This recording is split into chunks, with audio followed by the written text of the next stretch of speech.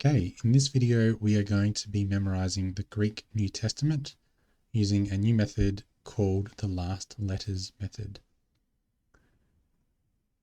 All right, so the background of this method, we've been on this channel looking to memorize the New Testament in English predominantly so far.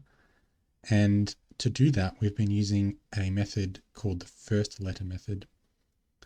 We've used a couple of other methods, but predominantly the first letter method has been our main approach. This method has some limitations when it comes to memorizing in Greek, which I'll explain in a minute. But for a bit of a recap, the first letter method, which personally for me has been very effective for memorizing in English, which is my native tongue. The gist of this method is that you take the first letter of every word and you write it out, keeping its capitalization, keeping its punctuation, and then you use what you've written out as a prompt to recite the verse or passage that you are trying to commit to memory. And you do that repeatedly.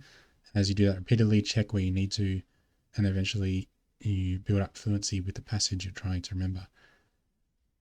Now, I mentioned before that this works very well for English, but when it comes to memorizing in Greek, there are some particular limitations.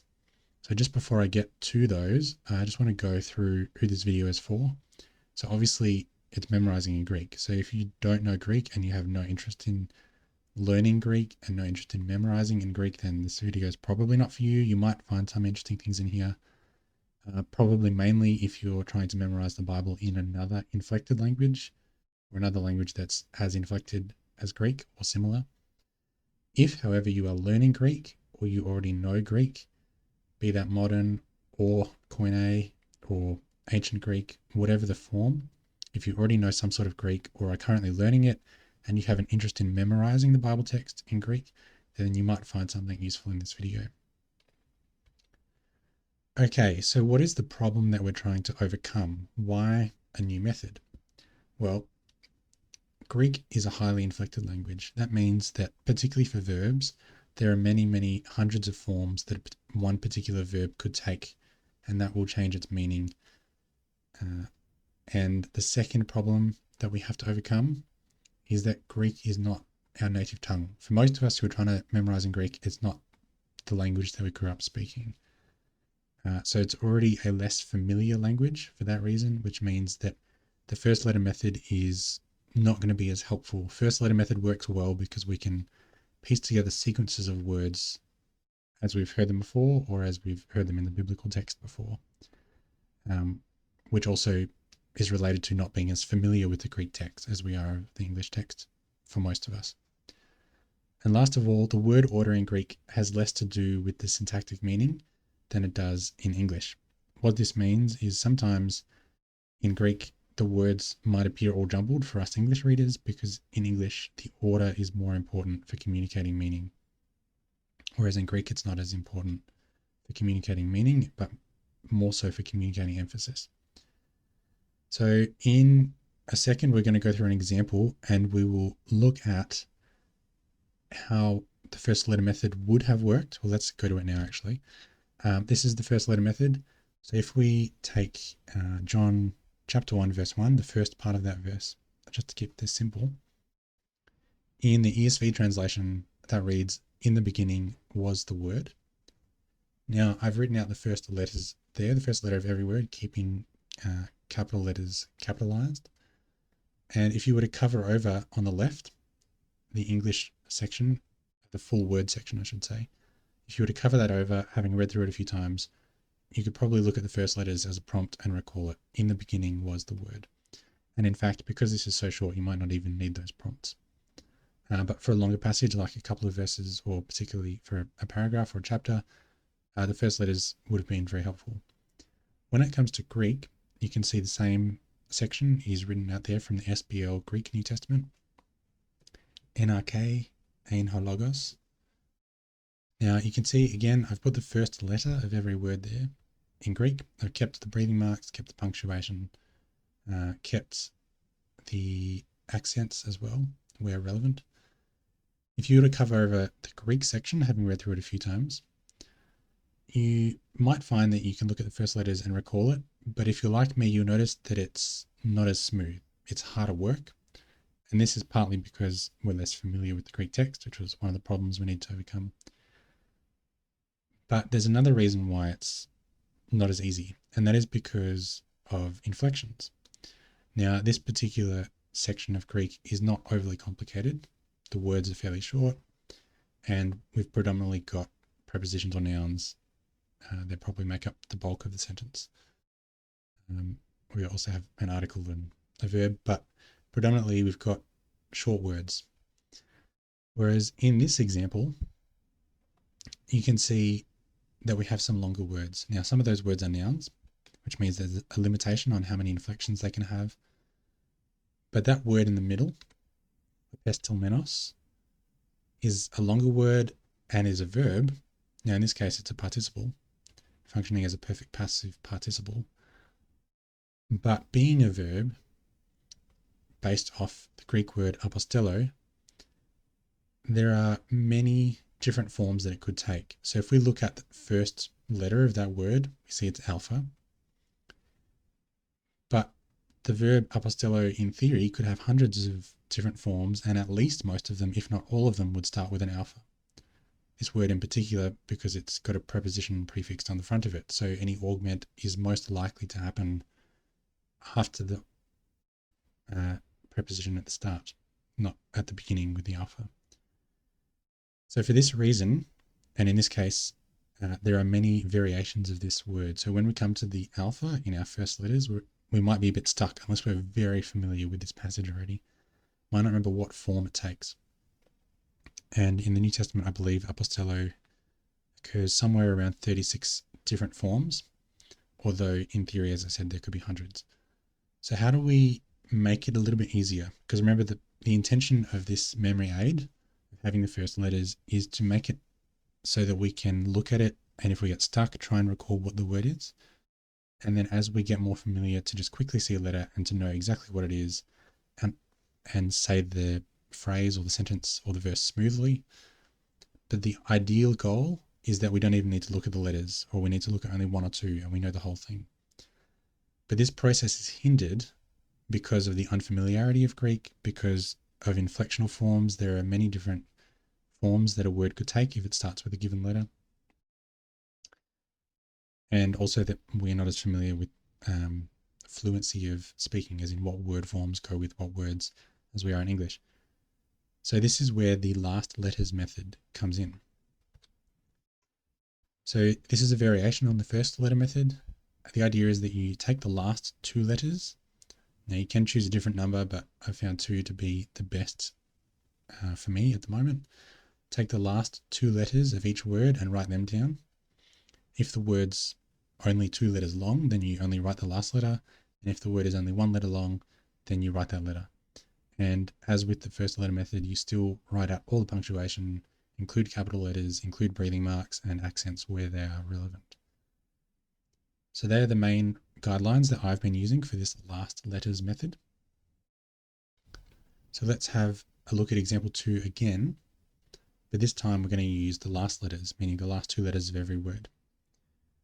So normally we would read through it a few times to familiarize ourselves with it, to get the sound of it. We might even study it beforehand before trying to memorize it. In fact, I would recommend that.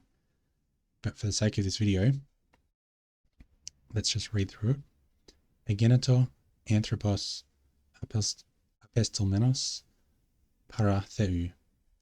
Now, as you say that through a few times, you might have noticed I stumbled a bit. As you say it through more, as you read through it, you study it, become more fluent saying it. And once you're fairly fluid saying it, then we go to looking at the last letters. So you'll notice a couple of things. First of all, the second and the third words have the same two last letters. Now, the benefit of doing the last letters instead of the first letter for Greek is that we can get a bit of a sense of what inflectional form we're dealing with. And for certain types of phrases, we can also get a sense of repetitive cases. So if we have a sequence of 2, 3, 4 genitives in a row that are all functioning to describe the same thing, then we can see the same endings, at least where genitives use the same endings in those cases.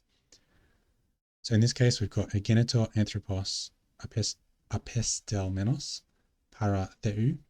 And if we were to cover that over and look at the last letters, we can go egeneto anthropos apestelmenos. And if we get stuck, that's okay. We just go back, look at it, para theou. Okay. Now you might notice, particularly the word theou, is a bit easier to remember because it's a short word, it's a more common word, and you'll notice this as you become more familiar with the vocabulary of sentence as well. You notice that the last letters method also becomes even more useful, more effective. Okay, so this is the last example we're going to look at using the last letters method. Now, the reason I've gone for an extra example is to demonstrate another benefit of using the last letters instead of the first letter. So given that we're using the last two letters, or at least that's what I'm using, when you have a word that is one or two letters long, it becomes much easier to guess what that word is when you can only see one letter.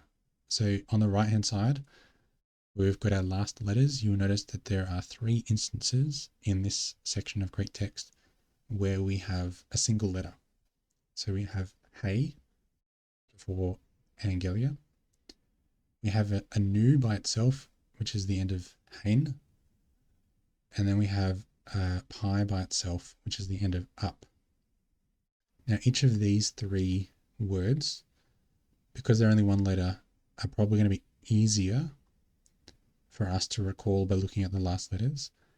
And then having a couple of what I call anchors in the section that we're trying to memorize, meaning words that are easy to remember from the clues that we've got, makes the rest of the words a bit easier to work out. All right, so there are some other strategies you might like to use in conjunction with the last letters method. So I myself don't just use the last letters method. I actually use it in conjunction with at least most of these methods, possibly some more. But for myself, I like to color code the parts of speech in Greek. So I'm still learning Greek. I've been learning it for a while, but still learning. And one thing that I find helpful is to color code the parts of speech. For me, I like to specifically make distinction between cases because they're very common in Greek. So I like to color code the cases, that is words that are functioning like nouns. I normally restrict that to only nouns, but you can do that with participles and pronouns and anything that takes a noun ending. And then color code different parts of speech, such as prepositions and verbs, all with their own distinctive color. But nouns get separated out into more colors because they're more frequent.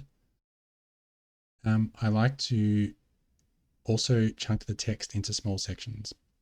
So for me personally, anything between 2 to 5 Greek words, and then try and translate that into English. Try and understand it, how it fits together, how the Greek words are functioning together, and then try and memorize in small chunks, then piece them together once I'm confident with the small chunks. Another thing which I do, obviously on this channel, you'll see that I've been memorizing the Bible in English.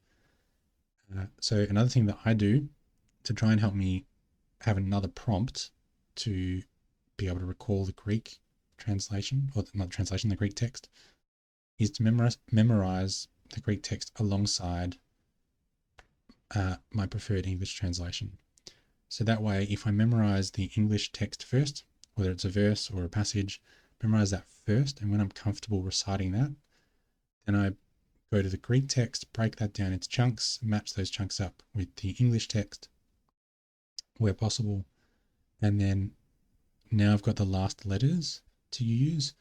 I've got the color coding, and I've got them in small chunks, and I've also got the section of English text to kind of, if you like, go backwards, go from what it's been translated into to what it said originally.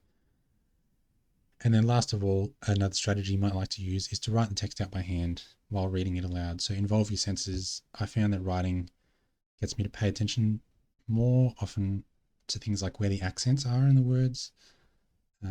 Otherwise, it might be easy to forget. And also saying out loud or listening to someone saying it out loud. So finding a recording, for example, I found to be very beneficial. I will just go back quickly to one other benefit of the last letter methods, which I've neglected to mention before. In this particular example, you can see the ending os is repeated 2 letters in a row.